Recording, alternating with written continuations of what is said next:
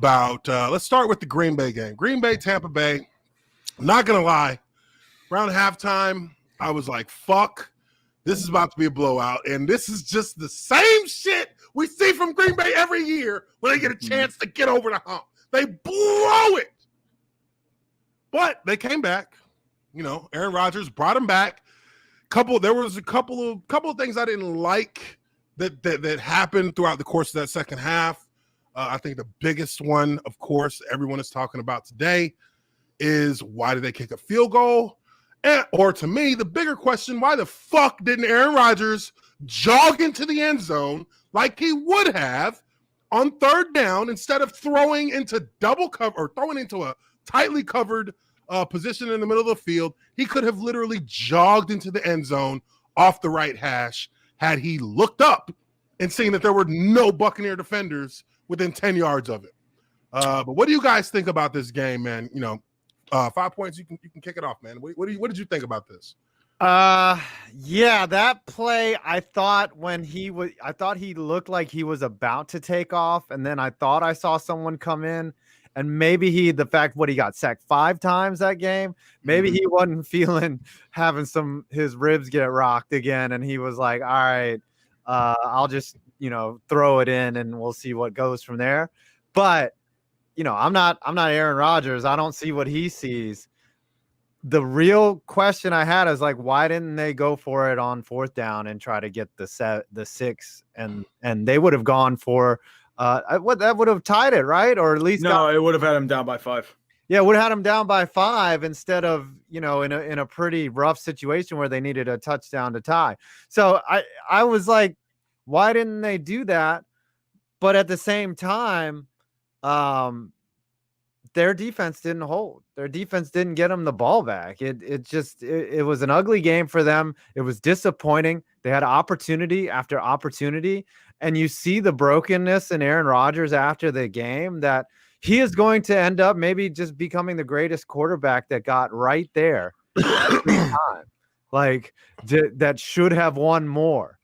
He's not going to be Dan Marino. Like, Marino didn't even win one. But Aaron Rodgers' career, even if he plays 2 more years and unless he wins a championship in both of those years, will be looked at ultimately as the guy that, for whatever reason, only got 1 championship. So I was really disappointed in the Packers. I thought that they should have handled business, and they did not. What's you, Trey? I think mainly the final play where they got flagged, it was kind of BS because if you think about it, I mean, they never called that all game. But the real issue is 3 turnovers, 3 picks up, Brady. You only score 6 points. You can't do that. 2 of them are 3 and outs. You had your chances. You blew them. That final Hail Mary, why are you not in a prevent? Like, why are you playing man coverage where Kevin King gets burned by Scotty fucking Miller? Yeah. Why weren't you in a cover 2? You were in like a cover 1. You had 2 linebackers covering like a middle zone, like trying to cover for a first down in field goal range. They're not going to go for a field goal. They're going for the touchdown, man. Yeah. Yeah. It's crazy because watching the game in the first quarter, I was surprised to see Green Bay in man coverage. You had man coverage across the board with 1 safety high. And every time you see a team try to play man coverage against Tampa Bay, Tom Brady throws a go route. He just throws it. Yeah. The thing with zone coverage, though, is like you do that, Tom Brady's just going to dink and dunk like he did in New England. Hey, when he dinks and dunks, that's a 5, 7, 10 yard thing at a time. You can adjust. You can disguise to try and take away certain parts of the field. When you're man up, he knows that there's nothing behind you. Single coverage. Coverage against a 6'4", 6'5" wideout. One of the best, probably the best red zone receiver in the NFL. No, you're not going to win that. But the issue that really was huge to me, and Trey, you mentioned it, you got 3 turnovers. Your defense fucking came through. They came through. 3 turnovers, and on Tampa Bay side, their 3 turnovers early resulted in touchdowns. I think they got 14 points, maybe 21 points off the turnovers. I'm not sure. But I know they got 14 points off the turnovers. Yeah, 14, I think it was. And you get 3 turnovers in the second half. You get it back. You even the turnover battle up which is huge in the playoffs, and you got 6 points off of that. I mean, literally 2 3-and-outs, and really that was the game there, because you could have in those 3 possessions put yourself ahead of them. You could have eaten a ton of clock, and you would have made it a lot harder for the Buccaneers in the end. They were going to need something big from their offense, and I would rather them have to make a big play late than me to give up opportunities to get points on the board. You never want to leave points on the field, especially in the playoffs. Yeah, what halftime score was 20-10, and the final was what? 30. I mean, I think they gave up what, like I think 33-28. It was a 5-point game, 26-31. 31 to, so they only gave up 11 points in the second half. I think they gave up 11 points in the second half. So they played. The defense showed up, and that first touchdown was from a fumble on the offensive possession. Yeah, it's alarming when Matt Lafleur is touted as young genius, and he made some very dumb, very young head coach mistakes. It's not like it wasn't like in that Super Bowl where Sean McVay just got ran in circles. Like Matt LaFleur was able to pull the levers that could have either ended up with his team in the Super Bowl or for the second consecutive year sitting on the couch in 2 weeks from now. So LaFleur needs to shoulder a lot of that blame. And I think Aaron Rodgers, unfortunately, they only put up 26 points against Tampa Bay. Not, I mean, a good defense, don't get me wrong, but no one talked about them all year like, oh my gosh, this is the 2000 Ravens. Like they have pieces, don't get me wrong. Shaq Barrett and JPP played a hell of a game. Losing Bakhtiari hurt a lot. I was about to say that. Oh, yeah. Their offensive line was under duress the whole game. Tackles were getting eaten for lunch. They played their asses off, man. That's why I love Championship Sunday. That was the better game.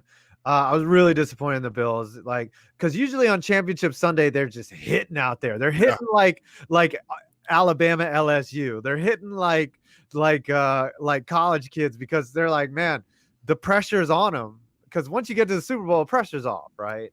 Oh yeah, you're in the Super Bowl.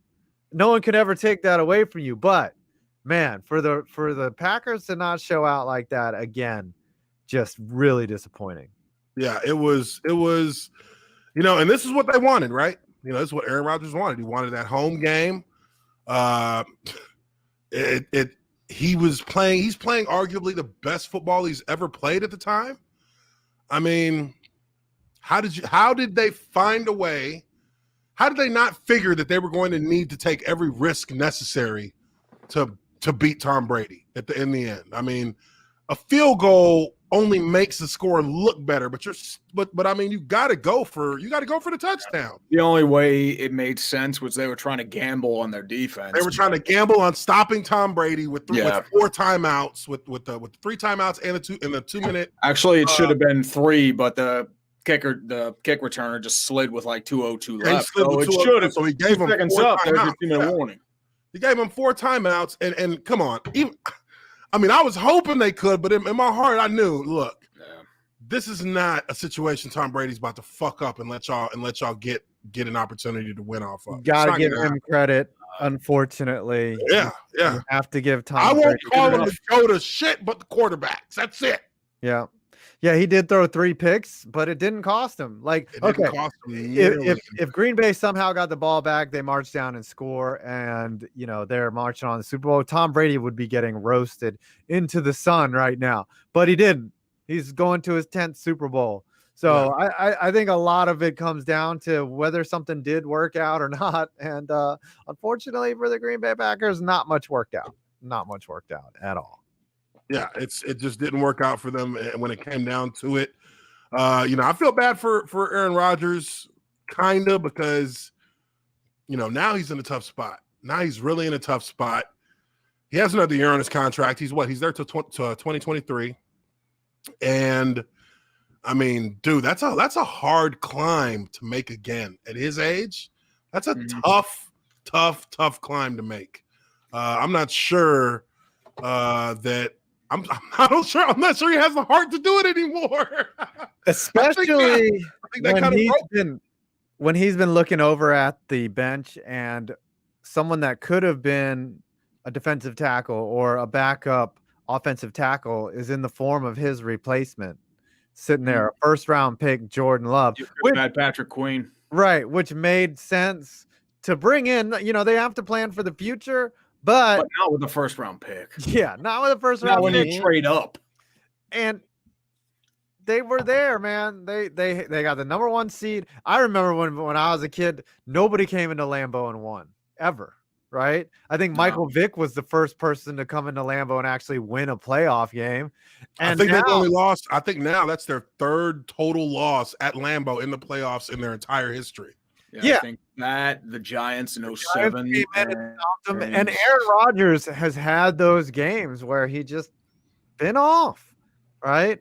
And he had a whole year where he was off in 2018 and 19. I wouldn't categorize this game as off, but he wasn't Superman Aaron Rodgers that could win. The confidence was there. I think it's just the execution. I think I think I didn't see the kind of urgency that I was hoping to see, and definitely in the second half.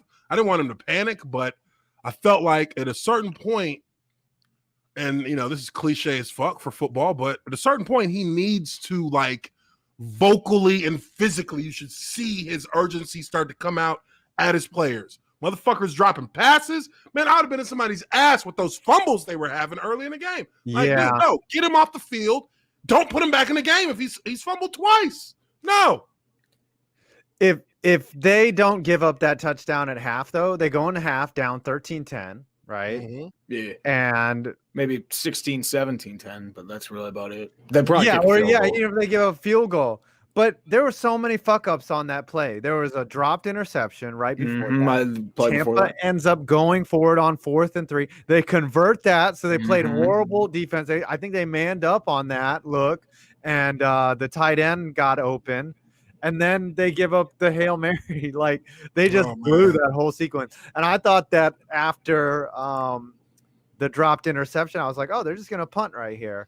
And nope. They turned a punt into 7 points. So credit to Bruce Arians for being – it looks like the old crafty coaches are the ones that are getting it done now. Andy Reid and Bruce Arians in the Super Bowl. Experience does matter, does it not? It does.